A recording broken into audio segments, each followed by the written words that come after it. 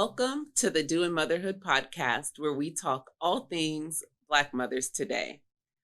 What's the goings on, y'all? It's already been a week, and I'm gonna tell you why it's already been a week. So if you follow me on Instagram, you know that my son has returned home from New York he was there visiting his dad for the summer.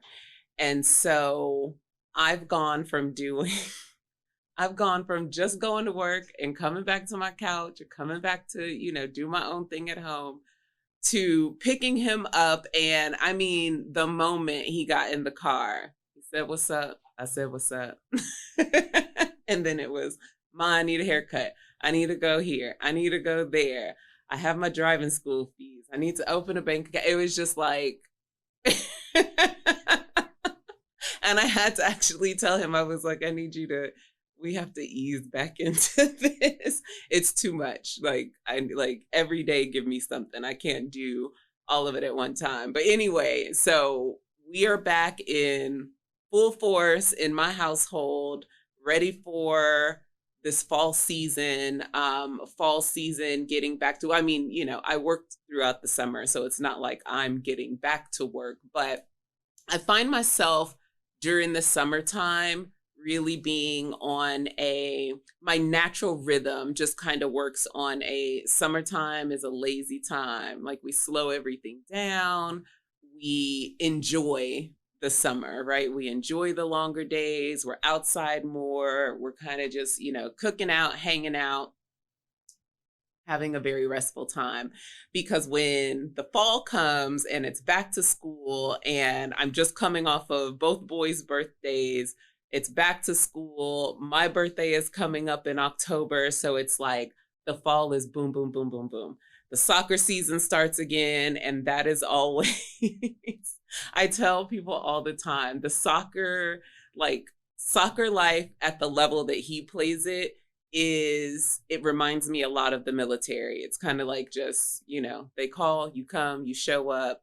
The schedule is what the schedule is.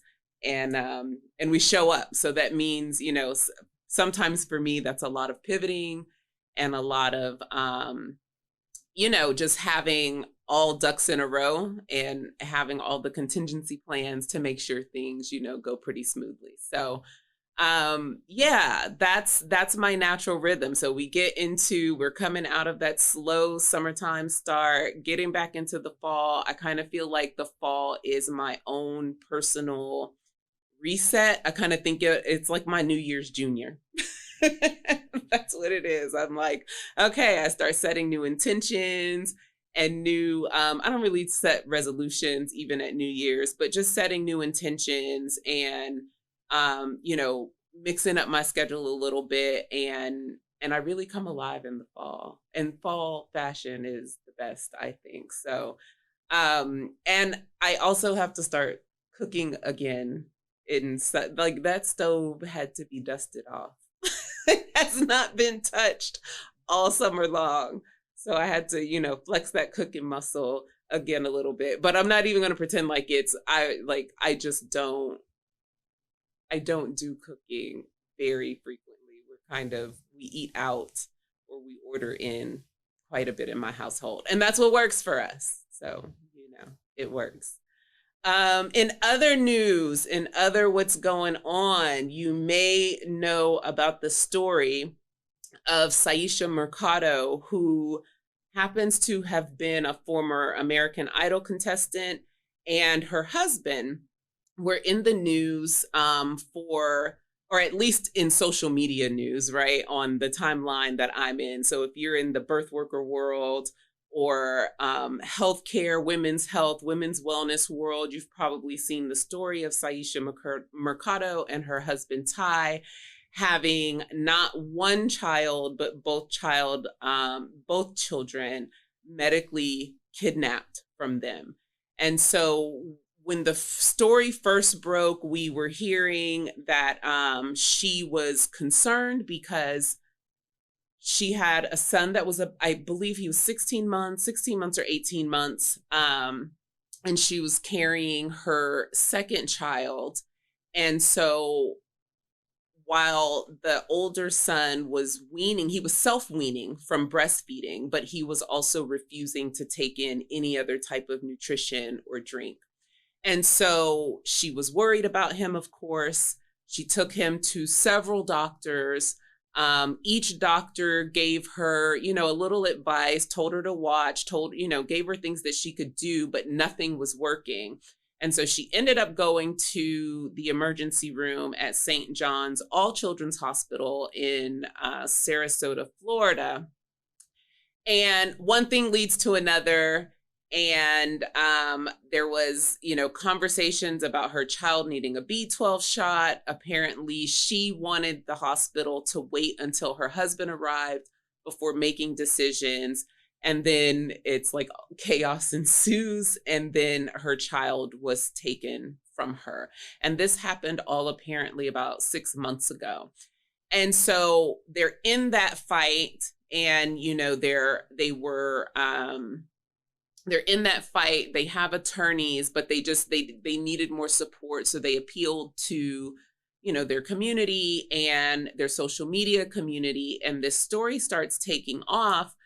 And then she gives birth, and 10 days later, the authorities, police and CPS officials, show up at their door to take their daughter. And so if you did see the video that was circulating, it ends up with them like being on the side of a road or a highway. Anyhow, in good news, because that was a lot, right? In good news, their baby girl has been returned to them. They made the announcement on their social media account last week that their baby girl has been returned home. So she is now back in their custody. And they don't seem to be, or at least in the message that they left thanking their supporters, they don't seem to be concerned that they have to worry about her being taken again. But their fight still continues to bring their son, Amin-Ra, home.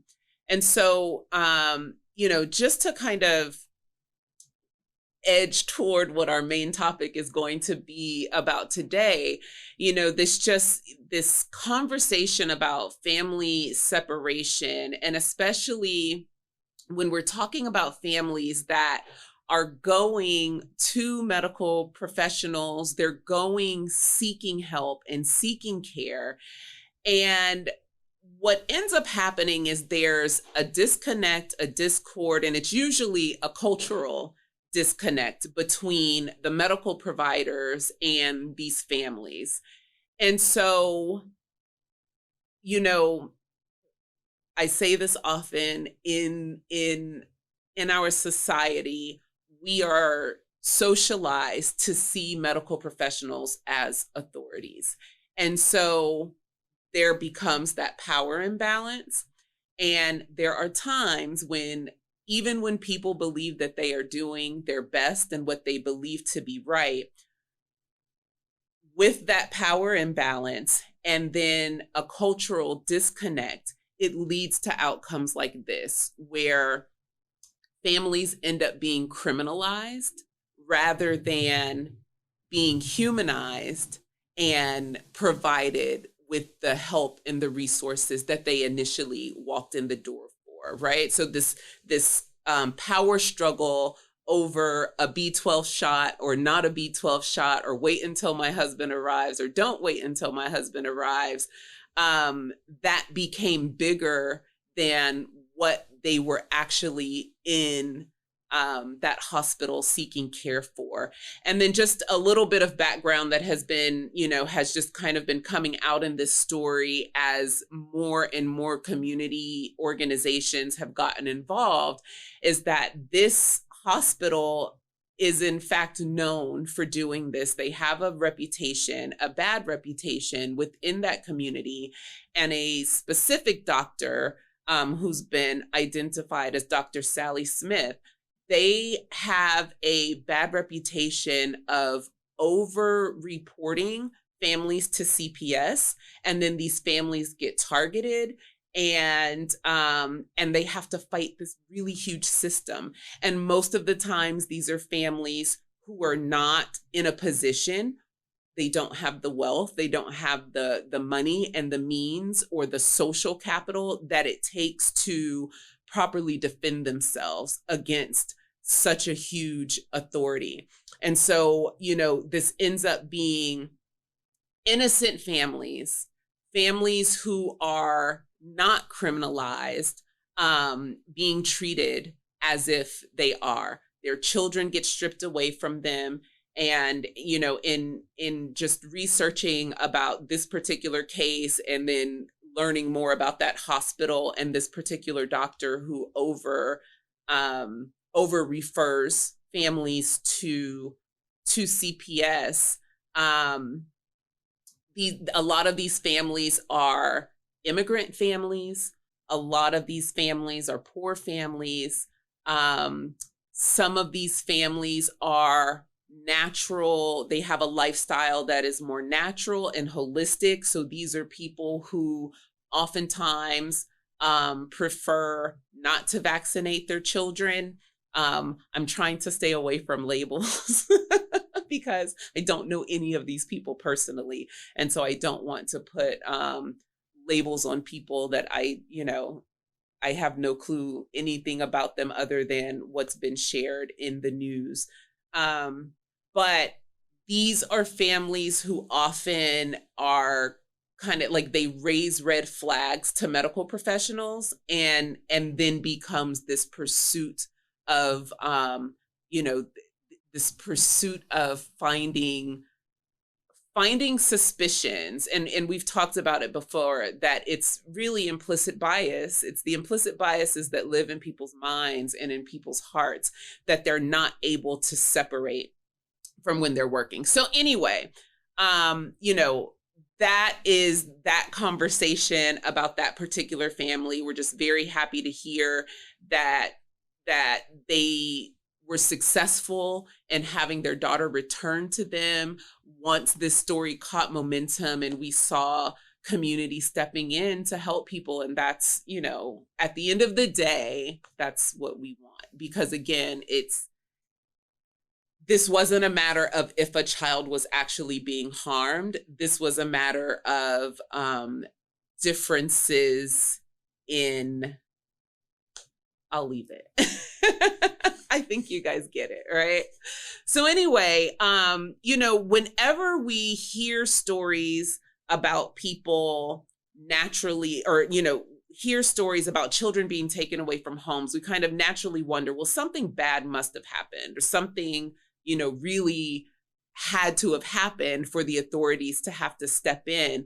And then we see this criminalizing mindset, right? As opposed to figuring out, like, how can we help this family? How can we restore this family, even if there is something bad going on? So recently I met this woman who works at Santa Maria Hostel here in Houston.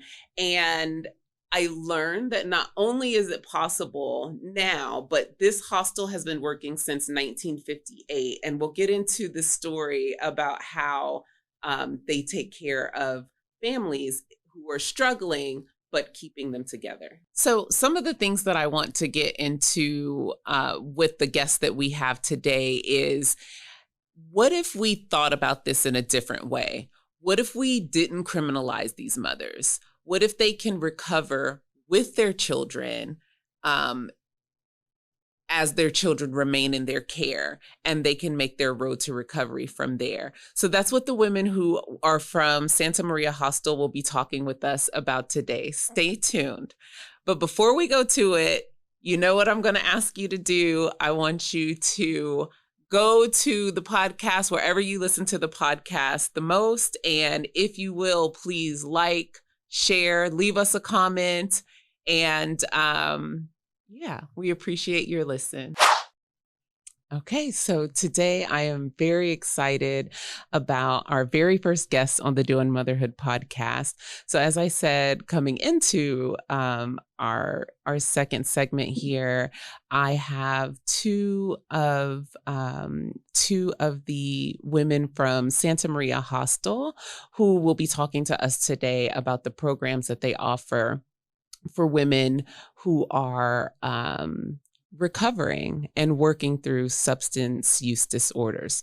So a little bit about Santa Maria Hostel. Santa Maria Hostel is one of Texas's largest multi-state residential and outpatient substance use disorder treatment centers for women, and one of very few to offer a full continuum of services for women who are pregnant or parenting. We meet each family where they are at on their recovery journey, from prevention and intervention to treatment, housing, long-term recovery support, and aftercare. Our services help restore families, promote positive life changes, and offer hope that a new and better future is possible. By offering vital services and life-changing support, Santa Maria offers a pathway to success through recovery. And that is quoted from their website, santamariahostel.org. Good morning, and thank you so much for being with us today. Good morning. Very glad to be here. We're so glad to have you. So if you wouldn't mind, please take a moment to introduce yourselves and tell us about your role at Santa Maria Hostel. And I'll go by the order on my screen. So we'll start with Elizabeth and then Yolanda. Okay, great. Good morning. So my name is Elizabeth Holland, and I'm a registered nurse. I'm actually a certified addictions registered nurse. And I've been working for Santa Maria Hostel for almost 4 years. And I just love it. My role really is a health educator. So I'm a health educator for both the clients at Santa Maria, but also the staff at Santa Maria. And so I'm very involved in working with our moms and their very young babies to make sure that they understand about their infant and how vulnerable that young infant is, but also themselves as they recover from giving birth and some of the vulnerabilities that they have. So I work with them on health issues, on making sure also that they're plugged into medical care. We've got a wonderful program, and maybe we'll have time to talk about it today, with Ben Taub. And it's a wonderful partnership with them in getting our ladies into a specialized clinic that's focused on women who have substance use disorder and getting them appropriate care. So my job is to talk with the moms, educate them, and then educate the staff. If we're very trauma-informed care, so do they understand about trauma and all of the things that we can help them with? So I'm very glad to be here, and I just love what I do. So thank you. Thank you. And Yolanda, if you'll share with us about your role. So hi, my name is Yolanda Ross. I am a licensed clinical social worker, supervisor, and a licensed chemical dependency counselor. I was considered a caring coach in the Caring for Two program, and in my program, we work with pregnant and postpartum women. But what is so unique about our program is that even though we do give services here with individuals doing residential care inpatient, we also go out into the community and reach those that cannot come into the residential care. And the ones that reach out in the community may be involved in the community health centers, CPS referrals, individuals who may be self-referral may call and say, hey, I am a pregnant mom, I've been using, and so we meet the client where they're at. So that's one of the unique aspects about the Caring for Two program. Also, I am also a woman in long-term recovery. So I have a unique passion for this population. Just to piggyback on what Ms. Lis said, this is a calling for us. This is something that when I got my degrees and everything, I made a conscious decision to come and work at Santa Maria Hostel because recovery is possible. Thank you. Thank you. And I'd love to hear that it's a calling, because in hearing both of you talk about the work that you do, we can hear that passion just coming right out. So that is wonderful. I'd like to start by asking both of you, why is it important to keep children with mothers who are recovering from substance use disorders? Oh, don't get me started. The research is miles long. Yes. And unfortunately, it is some of our stigma and bias that sort of says, well, this child might be in danger because this mom has substance use. Right. And certainly, if she's active in using substances, then yes, there is an increased risk for her not paying the attention she should to her child. But that's why we have them in treatment, and they come in with us, and so they're actually when sort of we have a blanket wrapped around them where they understand that they're going into getting treatment for their substance use disorder, but they're also being given, parenting classes. They're monitored 24/7. But the thing that's important is this baby has grown inside this mother. The connection between this mom and this baby is biological. I can't imagine an intimacy more intense, this development, and then this baby is born. And there's some research, because I'm a retired neonatal nurse practitioner. So I've got a lot of research into babies and moms. And what's clear is that some of they talk about the babies having withdrawal symptoms, but actually, we're wondering if it isn't withdrawal from missing mom, because as this baby is born, suddenly, okay, where's this person I'm so involved with? Wow. Okay, where is she? Especially if they're removed and put onto a bed, and then they're taken care of by others, and there's a delay in getting put back to mom. That's actually why there's now a big push. American College of Obstetricians and Gynecologists say, take this baby the moment it's born, unless it has medical need, Yes. put it on the mother's tummy, mother's chest, and let them bond for at least an hour. At least give them that golden hour. Absolutely. So it's very clear that is very recommended. And unfortunately, there are still some hospitals, some physicians who, and I hate to say it, but some colleagues, nurses, who are like, well, no, we've got to get this baby somewhere safe, not recognizing that the mother is the safest place. And there's been some good research that's come out of Yale University recently that shows how well this baby does. And the best caregiver of all is mom. Yes. And what these ladies need is someone to assist them, support them, empower them, encourage them that they are the best caregiver. Because many of them, and Yolanda, I'm sure will bring this up, is many of them they feel sort of shame in some ways. And a lot of places will put that shame on them, which is just not appropriate to realize. I don't know about you, I'm a mother. Am I perfect? Absolutely not. And so there isn't such a thing as a perfect mom, but this baby has this mom, and the brain grows better. The development is better if they will stay with mom. Yes. So yes, I could wax on.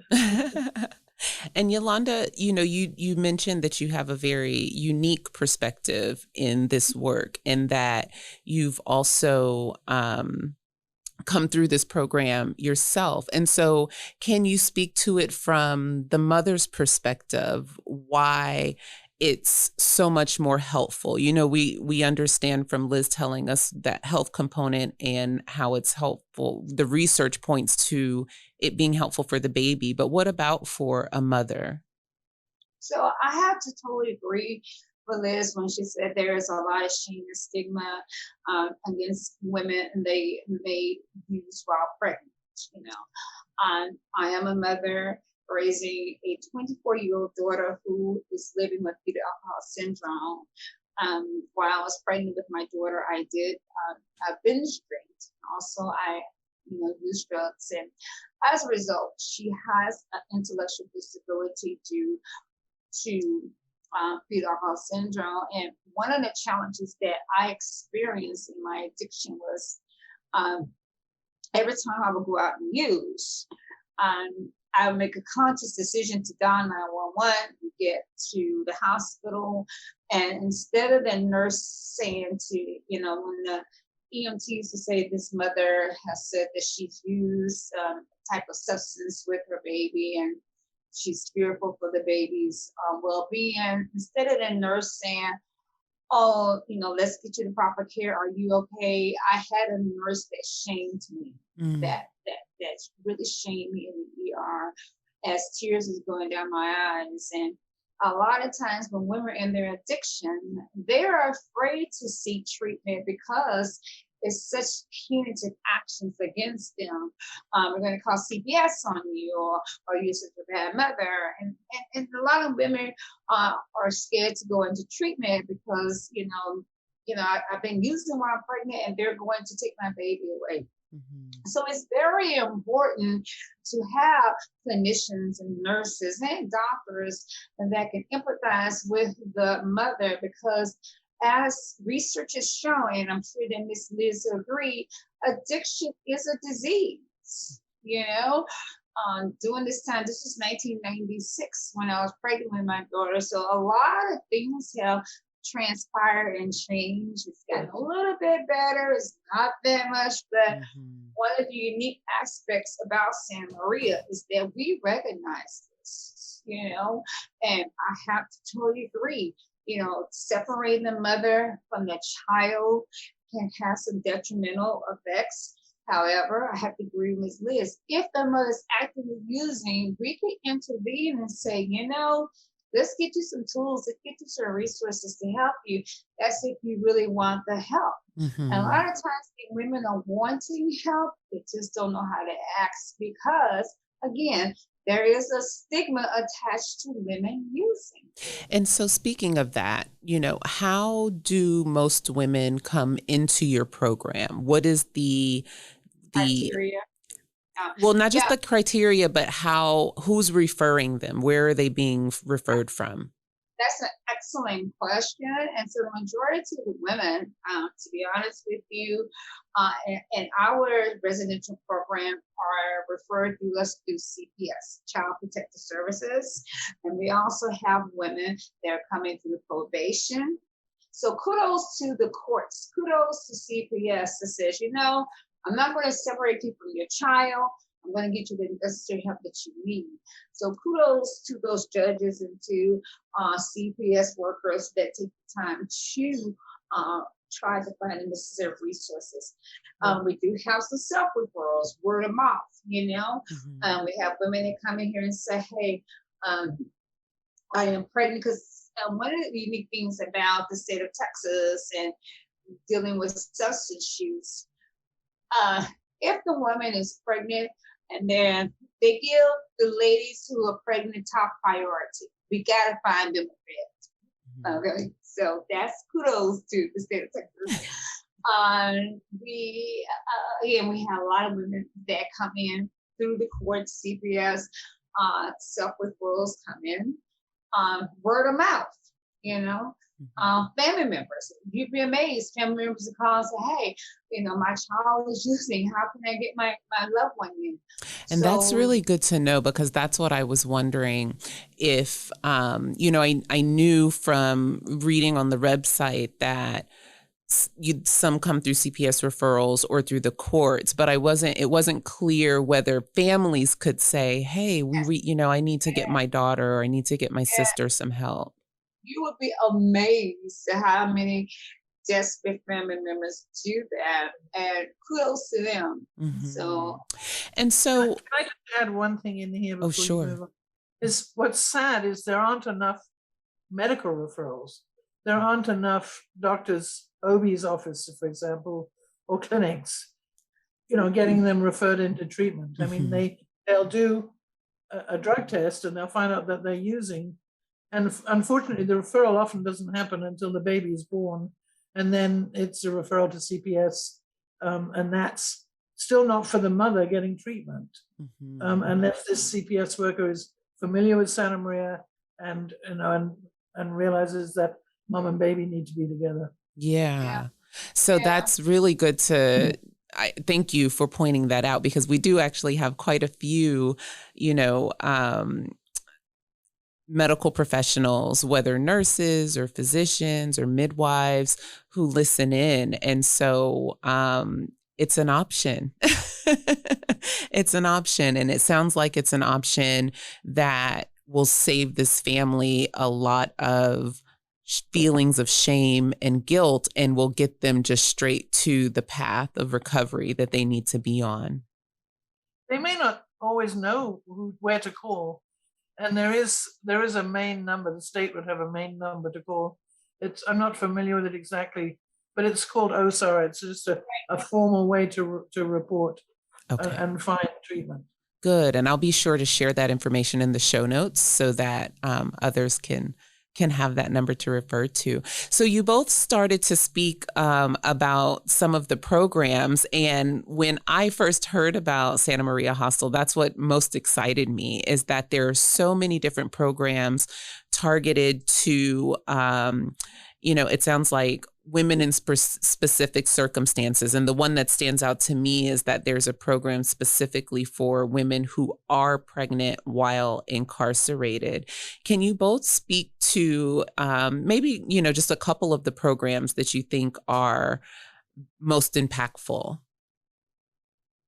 So most definitely we have two programs here. At Santa Maria is called the Food Program, Women Helping Others. The majority of those women, they're on probation. And like I said before, kudos to the judges that says, you know what, I want to give you a chance, we can give you 6 months in Santa Maria versus you doing 12 months in jail. So kudos to them. The WHO program is a very successful program because we do have women that do stay the whole 6 months. Now, there may be times where there may be some infractions where their time is extended, but the food program has had excellent success. Now, we have another program called Bambi, and that particular program is designed for women who are currently incarcerated through the Texas Department of Criminal Justice. Mm-hmm. And the way they come into the Bambi program is that if they are pregnant and they have their babies, while they're incarcerated, there is a certain criteria that they have to meet in order to come here to Santa Maria. They have to go through the referral process and ask specific questions about what charges brought them there, because there's certain charges that can prevent them from coming here with their babies. And those women that do qualify to come here, they come here with their babies. And what's so interesting about it is that these women have just recently had their babies, like 2 days prior to coming here. They're still sore, they're still, and they come here, and it depends on what charges they have, and then it depends on if they're going to meet the criteria of leaving, say like for instance, it's called 2020, and I still don't understand how it works, but say like for instance, if they have a 12-month sentence, and I think if they do 20% of their time, either through the Bambi program or through TDCJ, they can get out in less than 12 months. So say like for instance, they have 12 months, they say, oh, Miss Yolanda, I got my 2020. That means they can do 6 months here. Mm-hmm. And then they are released, and they may be released on on parole, or they may say time served. And so in that 6 months, how much progress do you see for them, coming straight from the hospital, like you said, still sore, and I'm sure having probably some withdrawal symptoms, from being in the hospital for a few days. So what's the amount of impact you see in that 6-month period? As in regards to how they reevaluate what they're going to do moving forward once they've gotten here. And what I mean by that is that they are when they come here, they're isolated for medical restrictions. But when they start going to these groups, because here they have an opportunity to go to groups like parenting, seeking safety, a variety of groups and also outpatient, that addresses some of the criminal behavior and any substance use issues that they may have, versus if they were in TDCJ, where they're not getting all of those services. But a lot of the girls told me is that when I was in TCJ, only thing we did was just sit on our bunks and look at TV. So there was no significant change. But when they come here, they have a set schedule in which they are doing something on a day-to-day basis. And they're taking those tools and strategies and resources and be able to implement them back out there when you go home. Now, what is the success rate?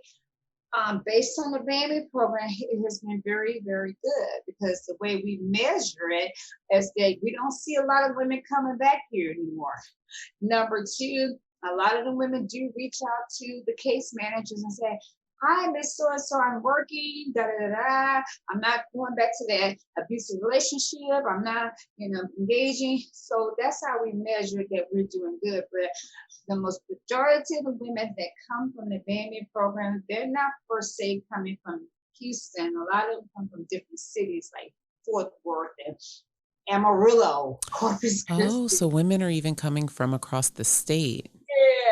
Oh, we will take admissions from anywhere across the state. Oh, that is wonderful. So I am, Yolanda, thank you. One thing I would say is that women who've been incarcerated, it's actually good that they have 6 months with us, because I have to say that sometimes, there's a lot of data that shows that emotional illness, mental illness is significant in the substance using ladies. And many times that's why they're using whatever substance they're using, is because they don't feel good. So they have to have something that helps them feel better. And sometimes once we get them into treatment, we will evaluate their mental health. We have a program within Santa Maria that's looking at, just counselors that are talking with them about emotional health, and then we'll get them on medication if that's what they need. And many times that will help stabilize their anxiety, whatever that is going on with them. And that will then help them to start to incorporate those strategies that they need to avoid using substances. Okay. And so it's an important one for them. And then, many years ago, if they went into treatment, it was just a 30-day course, and 30 days does nothing. And so fortunately, we now do have funding for 3 months. But some of these ladies, the extra 3 months really makes a difference. It helps them. Maybe there's, just as Yolanda mentioned, domestic violence, maybe family issues, maybe, housing issues. And so all of those can be addressed and taken care of, and we can help move them into a process. And then the other thing I don't think Yolanda mentioned with the parenting coach is, if they're plugged into that program, and most of the women are, they can follow them for as long as 5 years. Right. Making sure that they, especially if they've been involved with CPS, making sure that they've got a job, that they've got transportation, that they're, that obviously everything's okay with the child, and, and whatever that they need, schooling and everything else. So it's a very, very robust program that surrounds most of our women. That's so good to know. So they have this ongoing support as they re-enter society and they're on their path to recovery. They still have counselors that are checking in with them along the way. Correct. Wonderful. That is so wonderful. So if you had to sum it up, and this is a question for both of you, if you had to sum it up in like 1 to 3 sentences, why does Santa Maria Hostel work?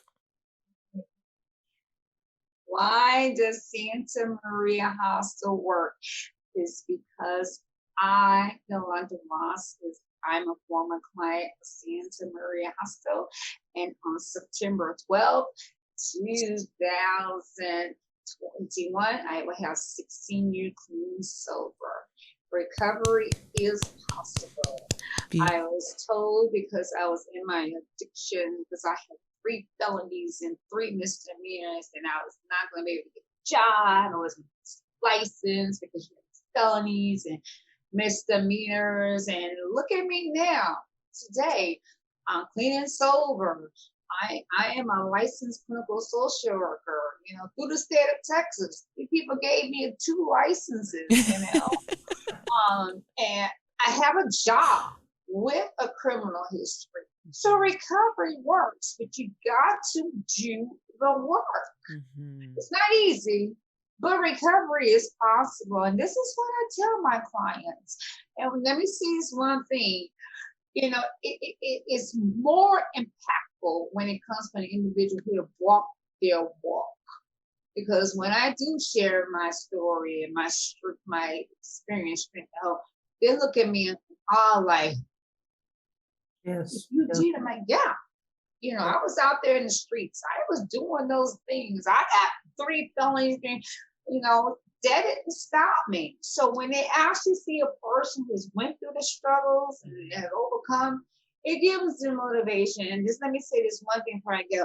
I have one client that came from the HOOD program, and today she had discharged this year. Today she's a recovery coach. She's living in the HUD program here, and she's working. And then I have another client that was in the HOOD program. She just probably came to me and said, Miss Yolanda, I got a car.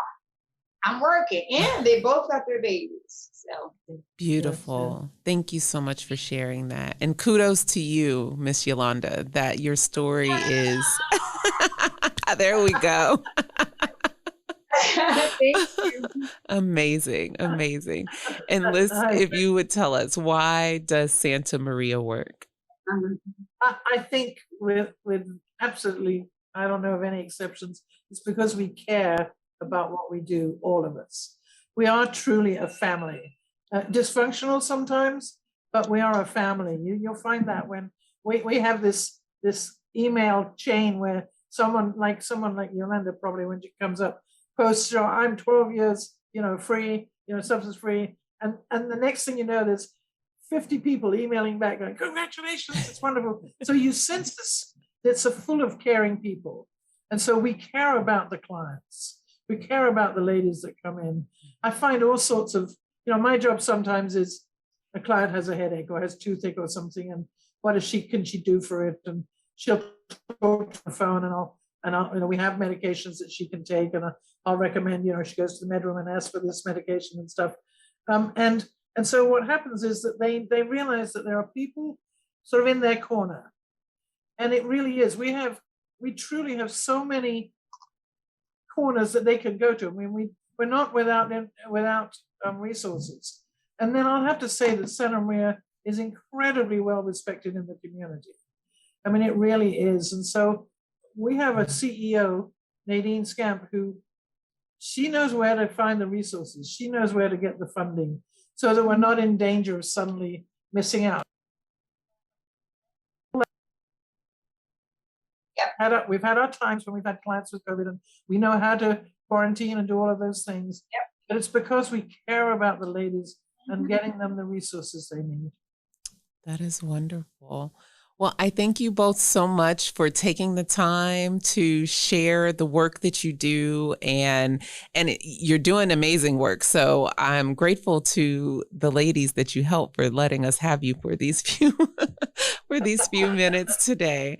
But if the listeners, I really suggest that you go to santamaria.org and take a look at the programs that they have.